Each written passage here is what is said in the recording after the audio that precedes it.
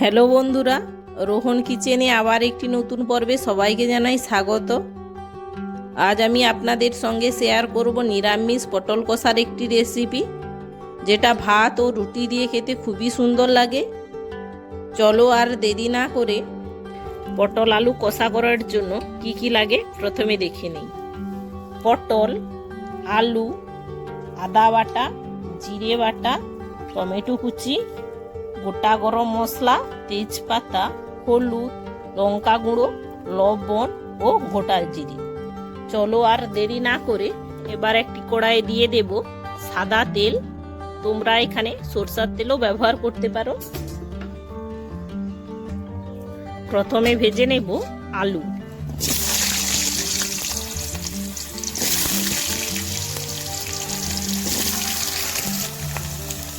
আলুটা ভালো করে ভেজে নেব লাল লাল করে।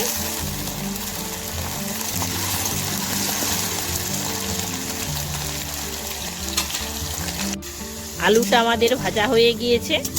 এইভাবে লাল লাল করে ভেজে নামিয়ে নিতে হবে। এবার আমরা ভেজে নেব পটল। পটলটা ভালো করে ভেজে নেব লাল লাল করে।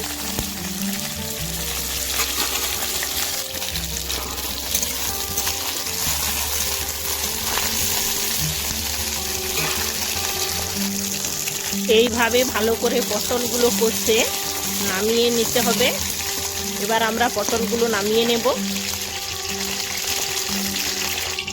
এইভাবে আলু ও পটল কষে ওই পটল ভাজার তেলেই দিয়ে দেব তেজপাতা,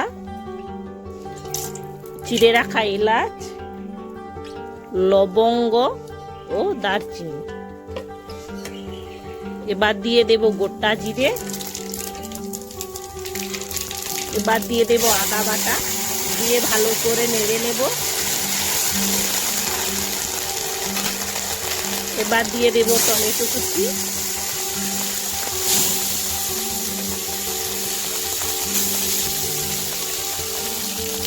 দিয়ে ভালো করে নেড়ে নেব।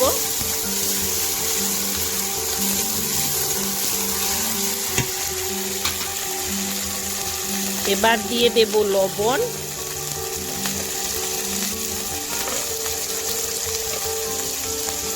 ও লঙ্কা গুঁড়ো, দিয়ে ভালো করে নেড়ে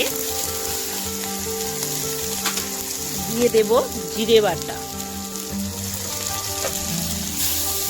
দিয়ে ভালো করে নেড়ে নেব।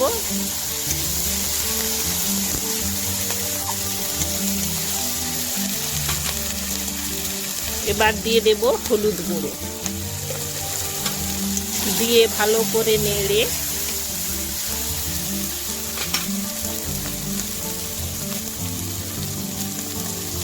দিয়ে দেব অল্প করে জল, যাতে মশলাটা নিচে না বসে যায়। দিয়ে ভালো করে নেড়ে নেব। গ্রেভি থেকে এইভাবে তেল ছেড়ে আসলে দিয়ে দেব ভেজে রাখা পটল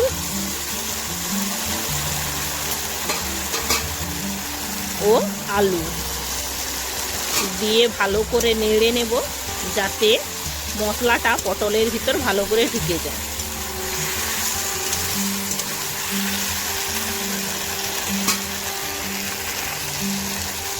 পটল ও আলু দিয়ে ভালো করে নেড়ে দিয়ে দেব পরিমাণ মতো জল। এখানে যেহেতু পটল কষা হবে তাই অল্প করেই জল দেব। দিয়ে 15 মিনিট ভালো করে ফুটিয়ে নেব।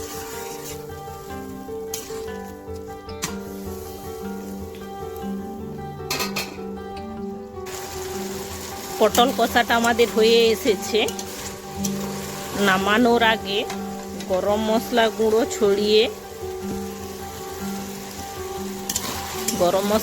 ছড়িয়ে ভালো করে নেড়ে নামিয়ে নেব। আমাদের রেডি পটল কষা। আজকের এই রেসিপিটি কেমন লেগেছে প্লিজ কমেন্ট করে জানিও। রেসিপিটি যদি ভালো লেগে থাকে অবশ্যই লাইক ও চ্যানেলটিকে সাবস্ক্রাইব করে পাশে থাকা বেল আইকনটি প্রেস করে দেবেন, যাতে পরবর্তী ভিডিও নোটিফিকেশান সবার আগে আপনাদের কাছে পৌঁছয়।